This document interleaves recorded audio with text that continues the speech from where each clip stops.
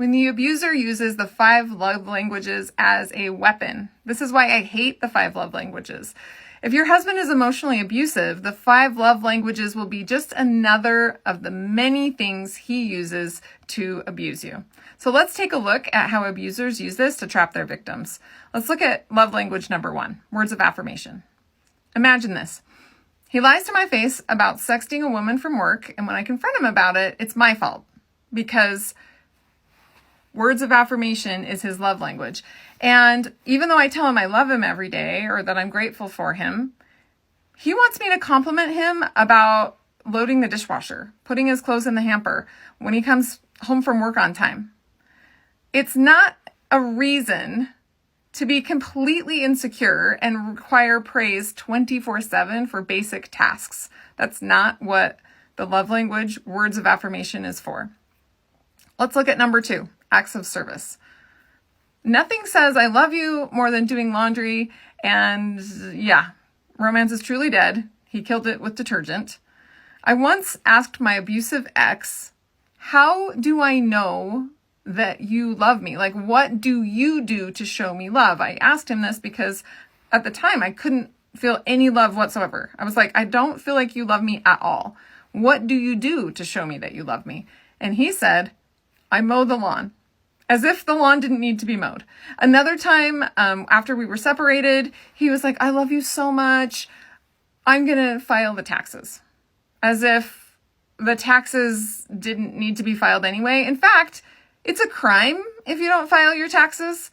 So, like, if my love language is acts of service and he's telling me that he's doing things that to show me that he loves me, but if he doesn't do them, it's against the law, or if he doesn't do them, our grass will completely fall apart. Like, that's not going to work because abusers are transactional.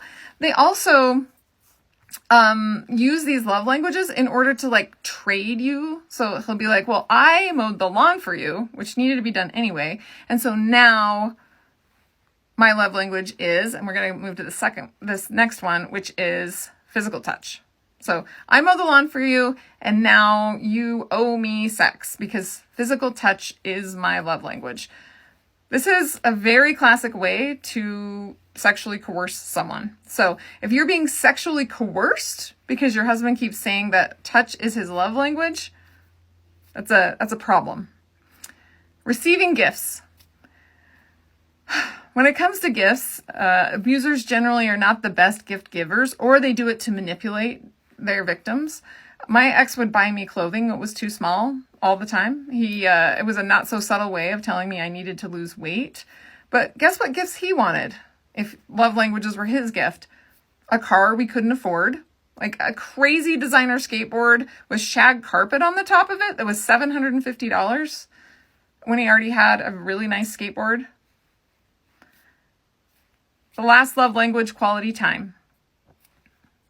Most of the time, he would say that it has to be doing what I want to do because nothing says I love you more than your wife serving you wings, right, while he watches football.